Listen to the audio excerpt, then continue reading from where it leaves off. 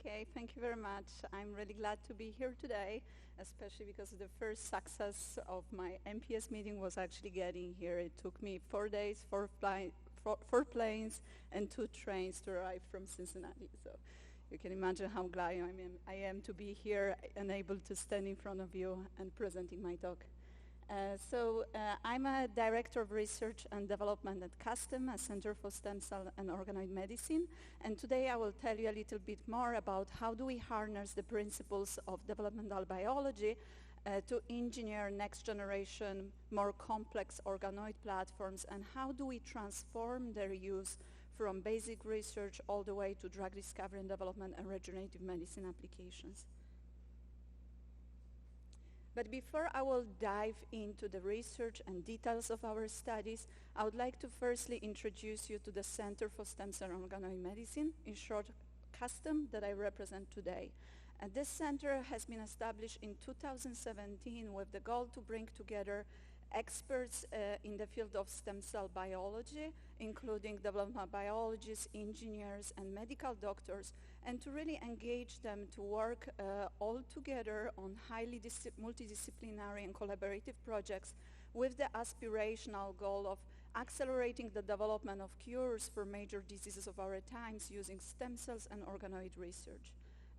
Currently, there is 38 different labs under the umbrella of CUSTOM, all of which are using induced pluripotent stem cells as their model of studies, and they span across basic research to also clinical research. More recently, we also established a clinical or translational lab which is called CUSTOM Accelerator, which is solely focused on clinical translation and commercialization of the platforms that are being developed within this 38 different academic research labs. So this provides really us a runway for collaboration with biotechs, with pharma, with other industries which are open to working together with us on validation of those models, qualification of them for the specific context of use, and really, helping us to put them out there on the market. And also the same in the case of regenerative medicine therapies. We do partner, we do bring a complementary research from the institutions we associate with. And in 2021, we were awarded with a significant funding of $10 million to launch a third branch of our activities, which is called Organoid Medicine. So this is a regenerative medicine program that is focused on bringing our technologies from bench to the bedside. So thanks to this funding, we are able to establish a multidisciplinary team, which is composed of transplant surgeons, immunologists, as well as cell manufacturing experts, regulatory affairs specialists who work alongside our basic researchers and clinicians to really bring some of those technologies, more specifically currently intestinal organoids, to the first in-human clinical trials. And I will tell you a little bit more about those activities at the end of my today's talk. So the major subject of our studies, as I mentioned, are induced pluripotent stem cells. And Gordana today nicely already introduced you to this technology. As you know, we can use easy to source materials such as blood cells or skin fibroblasts to generate those cells via the use of reprogramming factors developed by Dr. Yamanaka. And thanks to the methods and protocols, many of which have been established at CUSTOM, we can now differentiate the cells to create three-dimensional miniature versions of human organs in a dish that we call organoids.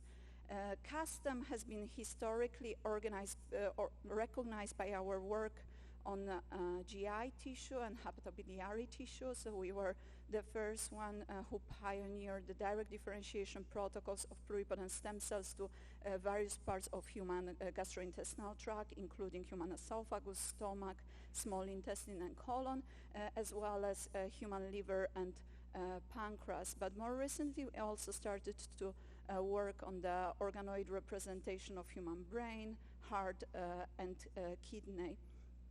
And the years of research of our center, as well as many other scientists out there, in the world has proven that these induced pluripotent stem cells-derived organoids really truly recapitulate in vitro the microtissue architecture of human tissues, as well as critical aspects of human physiology and pathophysiology. And that truly enables us to use them as a model system for studies of human development, human disease, but also to apply them as platforms to study preclinical drug safety and efficacy. We can apply them in the personalized medicine application, and we can also use them as the potential tissue source for regenerative medicine application and tissue replacement therapies. So, given the fact that there is many different organoid models and protocol out there, I think it's important to recognize and highlight that our approach to really engineer these organoid models relied on the years of developmental biology studies. So through those studies, we are able to identify the key players, key signaling molecules, key cellular participants who are responsible for really cell lineages commitment, as well as three-dimensional organ assembly and acquisition of organ level functions during the human organogenesis process, so during early embryonic human development. And we use these lessons in order to develop our protocols and to guide the three-dimensional human stem cell culture toward acquisition of this organ level functions in vitro. Therefore, we established the methods that are composed from really very sequential and controlled manner acquisition of cellular complexity in vitro. And here is this approach representation in the case of the liver tissue has led to generation of multiple different versions of liver organoid models of work that has been led by Dr. Takanori Takebe, one of our talented PIs. And you can see that various versions of our organoids may be composed of either simple epithelial structures, and then next generation organoid models where critical additional cell types have been introduced, such as mesenchymal cells, vasculature, or resident immune cells that, of course, add on additional organ level functions such as immunity, blood flow, and so on and so forth. But we didn't stop there. We also established the connection in between many different organs. So we were able to actually engineer the world's first multi-organoid system represented in here that connects human liver, biliary ducts, and pancreas in one model system. Those are all fully functional connections.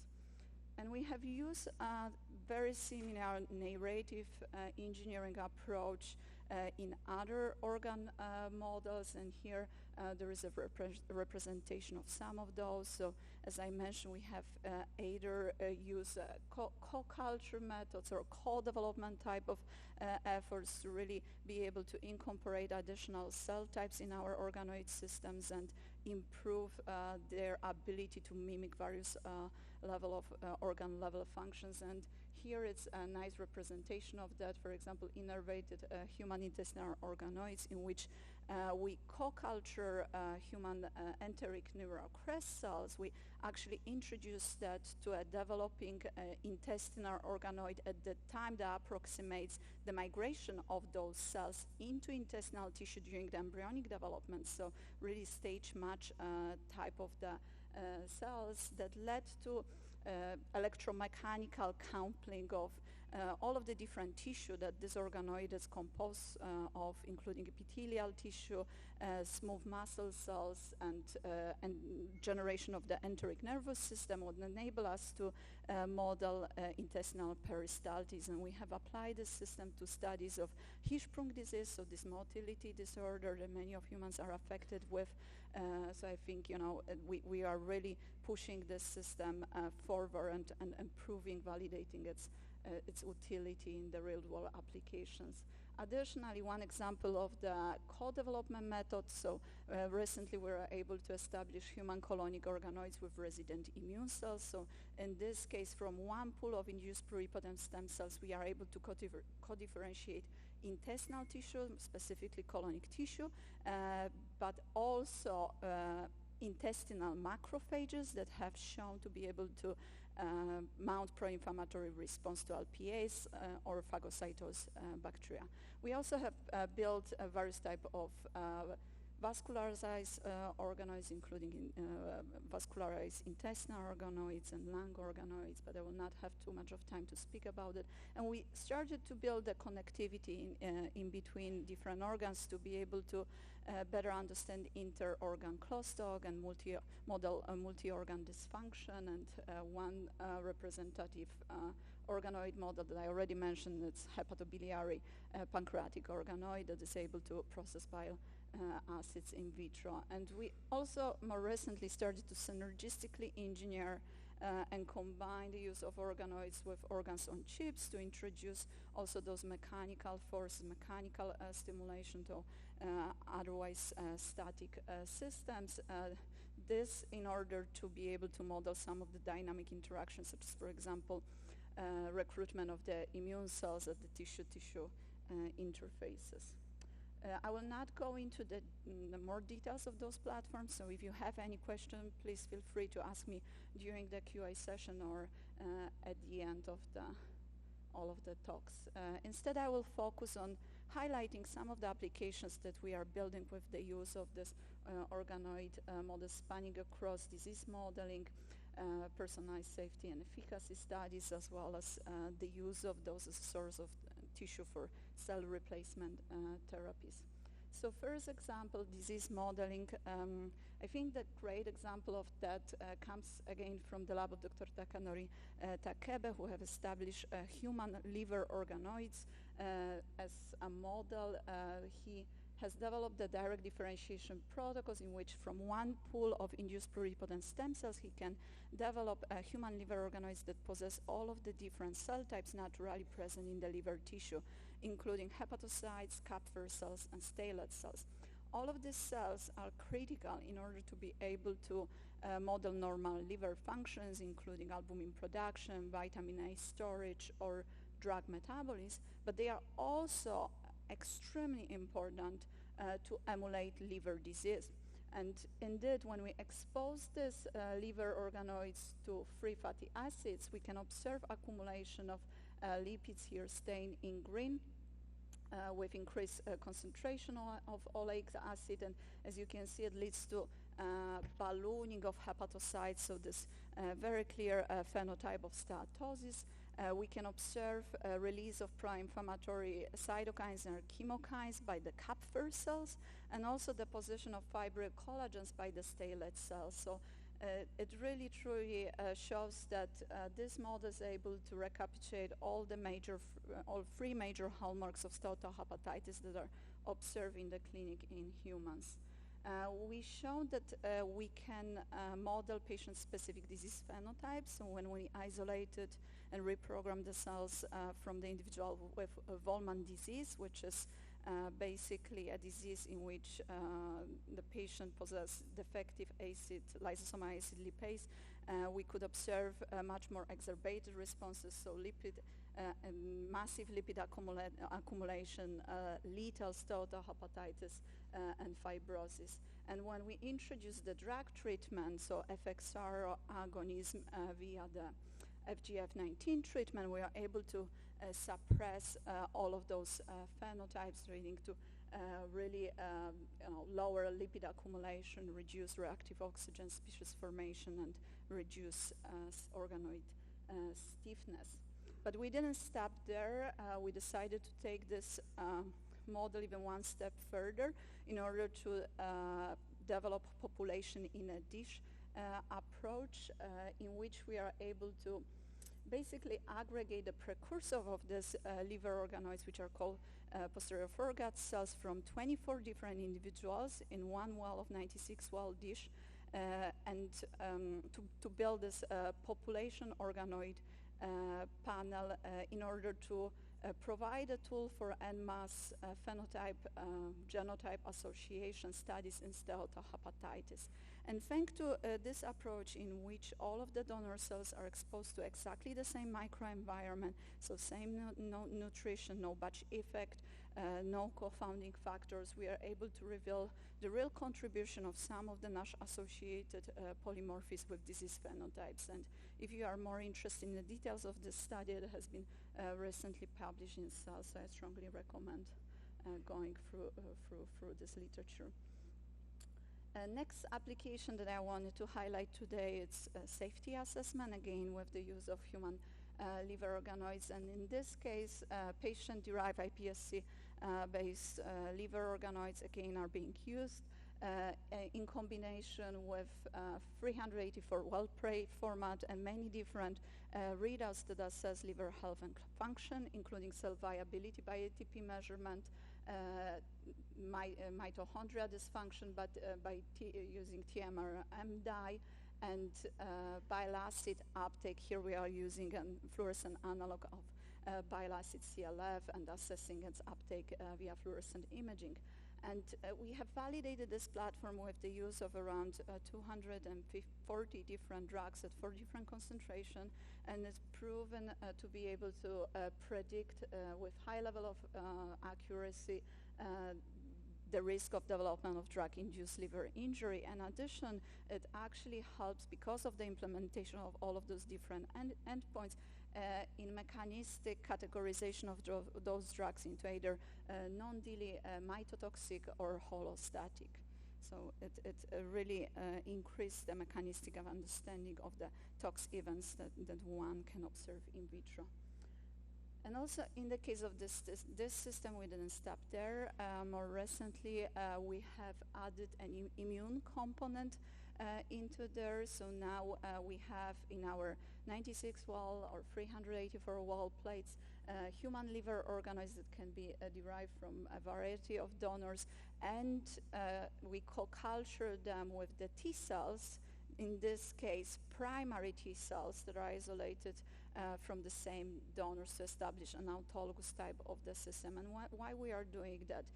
We are doing that because some of the drug reactions that currently are leading to the failure of drugs in the clinical phase of testing are immune driven. Those are bizarre types of the reactions that are not dose dependent. They are extremely hard to predict, and there is no single model available in vitro that would be able to detect those at the level of preclinical testing. So we partner very closely with Roche, with Dr. Adrian Roth on this project, and we are currently validating the use of this platform for identification and characterization of subpopulation at risk to develop this adverse drug immune reactions. And the last, but definitely not the least important of the applications that we use and qualify the use of organoids for as cell therapy, so the replacement of diseased or damaged organs.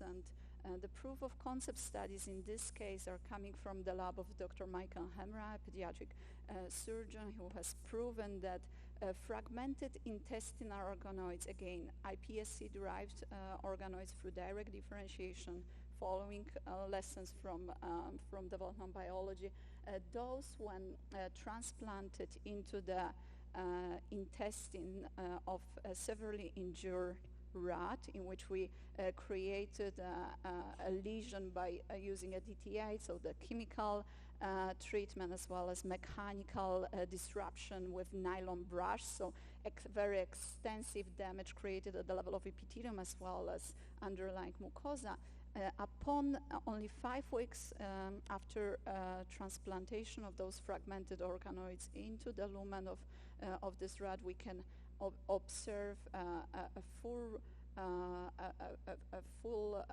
reconstruction of epithelial tissue as well as underlying mucosa and restoration of intestinal functions. And this group is also extensively working on new delivery methods for this type of cell therapy product. As of course, the less invasive, the better it is. It provides us opportunity with the use of this type of technology for various types of indications, including, for example, ulceration.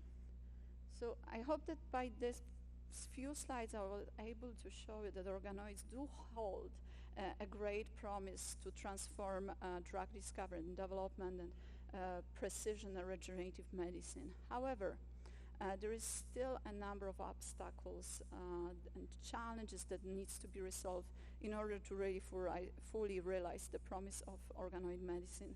And that includes high heterogeneity of organoids cultures, so they vary in size, they vary in numbers across the plate, they may vary in the endpoint morphology and functions. Additionally, the very complex workflows, so in order to generate organoids or use them in the downstream application often requires multiple experimental steps, and it takes us really up to 6 weeks to train a scientist to have an expert eye, as we call, right? So it's not an easy to use type of technology. And also additionally, the lack of reference well characterized iPSC lines that can be shared across institutions, what really frustrates the efforts to replicate the major findings in between different labs and really be sure that what we are observing really can be reproduced by others. Given that, recognizing all of those challenges, we have decided to establish in 2019 custom accelerator lab that I mentioned at the beginning of my talk. So this lab, it's truly focused to address major challenges posed to bench to bedside translation of organoid technology, and we develop the methods that are focused on increasing scalability, reproducibility of those organoid platforms. We automate the protocols. As you can see, we have pretty sophisticated robotic instrumentation in this lab, and we develop the methods for in situ monitoring and characterization of those tissues that potentially in the future could be label-free and supported also by the artificial intelligence algorithms. So the first goal that we set for this lab was to establish a repository of iPSC line that would be able to represent the heterogeneous population of humans in health and disease, right? So our goal was to really, this was the customs initiatives to increase diversity and inclusion in stem cell research and healthcare as whole, right? So we have used Census 2020 as our guide, and right now we are getting close to it. We make sure that we have the right representation of diverse population when it comes to age, when it comes to sex, race, and ethnicity. And in addition, we have developed the processes and documentation which is highly traceable. We are able to associate every single line via barcoding with the clinical medical history of those patients. So we have iPSC lines coming not only from the healthy individuals but also from disease patients, for example IBD patients or Hirschsprung donors that possess all of the history of treatment as well as lab results, and all of those lines can be shared across academic and pharma institutions, so they are consented for the commercial use. We have also implemented the cell workflow automation together with microengineered plates from some biosensors, what enables us to increase the throughput and reproducibility of our organoids protocols. So you can see that now organoids cultures are much more homogeneous. We can assess the drug effect at the level of single organoid via high content imaging as well as 3D analysis and multiplex analysis of soluble factors, and all of the process starting from the cell seeding all the way to image analysis can be performed via the fully automated methods with the use of all of these different 9 instruments connected with the robotic arm and scheduling software. And importantly, we also work on the various aspects of bench-to-bedside translation. So we are developing the protocols for GMP manufacture of organoids, cryopreservation, quality control metrics and processes, as well as scale out. I'm glad to say today that we have established a fully matrigel-free suspension culture of intestinal organoids, which really significantly scales the production of those for the clinical purpose. And we are assessing the safety and efficacy of those treatment right now in the context of intestinal organoids. It's the first indication of use that we are planning to IND for its intestinal transplant rejection. So we check for the biodistribution of this cell therapy product as well as its tumorigenicity potential, and we develop various humanized animal models to enable future immunology studies of the transplant.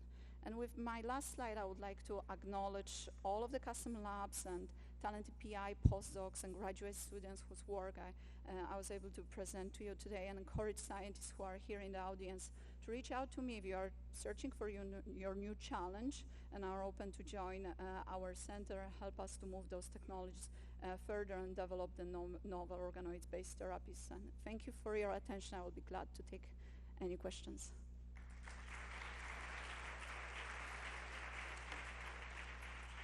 Thank you, Magdalena. Great talk. Any questions? We have a couple of minutes. So the liver organoids that you do are very impressive, these hollow structures. But could you compare them to real liver sinusoids, in particular with regard to zonation, for example? Can you copy those functions in these Compared structures? to what type of tissue? Sorry, I didn't catch that. To the liver sinusoid. To liver sinusoids. So in the case, so yeah, I mean, at the level of the architecture, there's still a lot of parts of the liver that we do not model, right? We have right now the free lineages complexity, but we do work on further maturation protocols and reconstruct other parts of the liver tissue that we didn't capture so far. But do you see zone-specific activity of the hepatocytes in your structures? For example, yes, we do see a lot of different functions dependently on. Do you have any specific question in terms of which activity we model? So we look at the albumin production, urea secretion. We look at the transport. We look at the response to drugs, and all of those have been modeled. Okay, we can take it up afterwards. Thanks. Just only a quick question. Okay, then we will move forward. Thank you, Magdalena, very much.